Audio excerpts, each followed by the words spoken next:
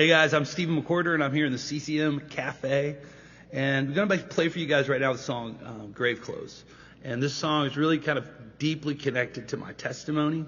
I was, a pastor's kid and grew up in church, but the man I saw behind closed doors and the one that I saw in private was not the same. So at a young age, even at like 13, I started to rebel heavily. And, I was smoking, drinking marijuana. By, 15, it's cocaine. I'm selling drugs, all that stuff. By the time I'm 17, I become a full-out crystal meth addict.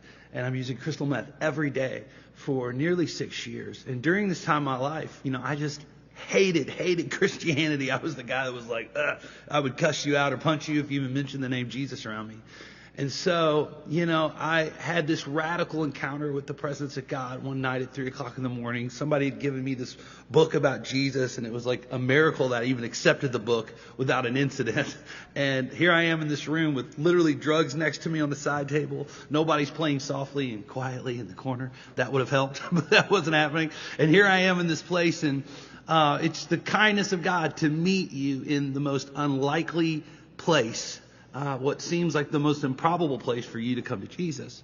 But in this place, I encountered the presence of God. I encountered the one that calls me out of the tomb from death to life, to take off the old dead things and to put on the resurrection of Jesus. And in this place, I just remember crying out and being like, God, I want to give you my life. I want to quit all this stuff.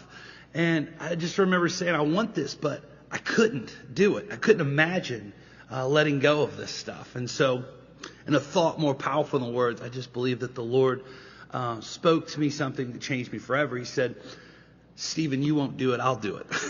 And Christianity 101, I took God at his word that night in that room, believed him, like Christianity 101 in the sense that I took him at his word, believed him like I believe I'm breathing air right now.